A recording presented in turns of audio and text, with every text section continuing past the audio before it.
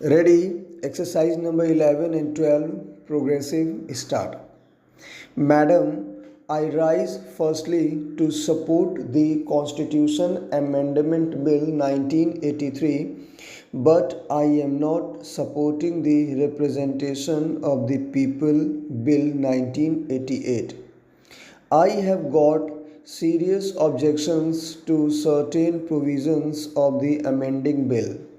Madam, you are quite aware, and the nation is also aware, that there have been frequent promises from the side of the government that the government is very serious about bringing about comprehensive electrical reforms.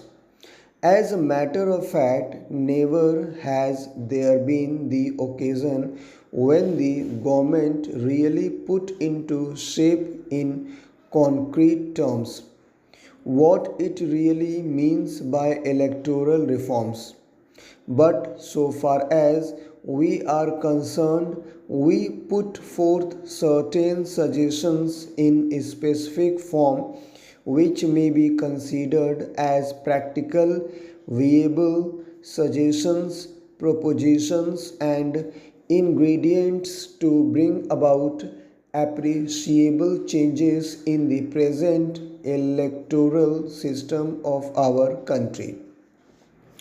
I do not venture to say that all the measures which we have suggested constitute the final ingredients for a complete and final reform of the electoral system in our country, because the concept of election changes with changing times.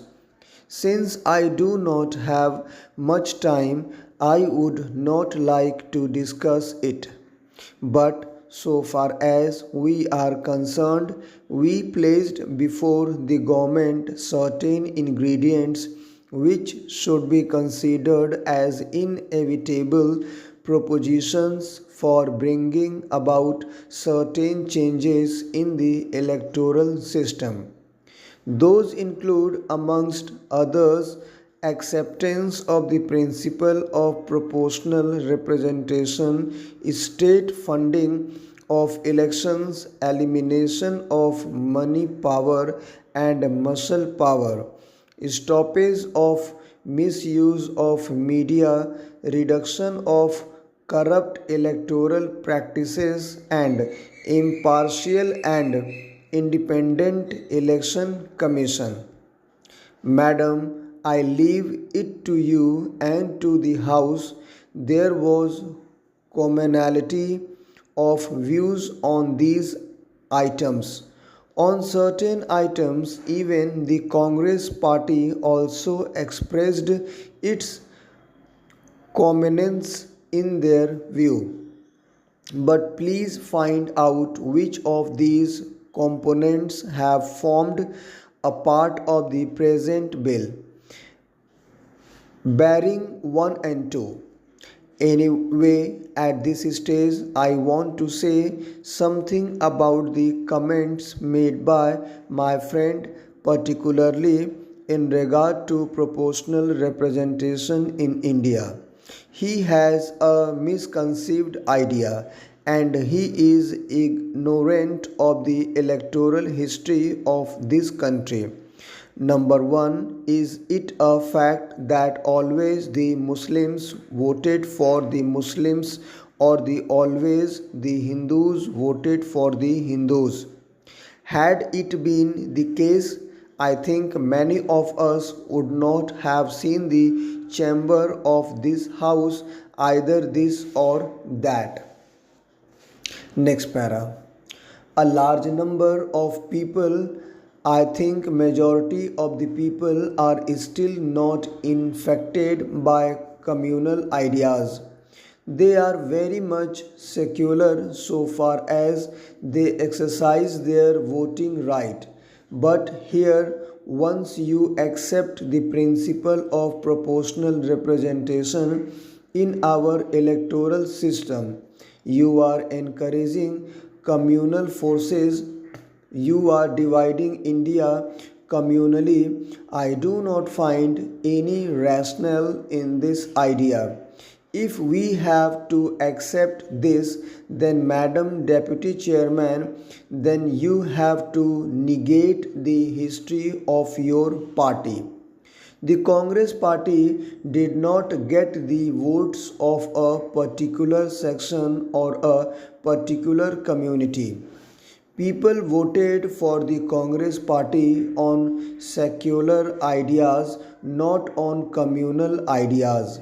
Therefore, it is not that idea. If that idea is there, I think it needs severe condemnation. It is you who encourage communal feelings in the electoral process. My friend has rightly pointed out that the concept of proportional representation is based on arithmetic might. We want proportional representation because it has been our experience that some party, particularly the Congress, has occupied majority of the seats on the basis of minority votes secured by them.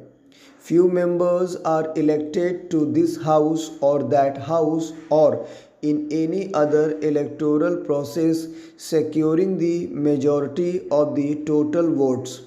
If you want really to judge the will of the people, if you want to have democracy based on the will of the people, the majority of the people, the present system does not fulfill that objective. You get elected, even I get elected, not on the basis of the majority of the total votes, but on the basis of the minority of the votes. I think everybody will agree that this cannot be a sound principle of democracy. I don't say that there may be means and modes of proportional representations. Next para. There cannot be a cut and dried mode of proportional representation. What we want is that the government should accept the principle of proportional representation so that there can be a reflection of the people's will proportionately. Therefore, I am rather very much disappointed with the comments made by my friend. Please allow me to make this comment. As a matter of fact, these are not at all electoral reforms. It is rather a caricature of reforms. On the other hand, this amending bill puts certain impediments on political parties in our country. I would give only two examples.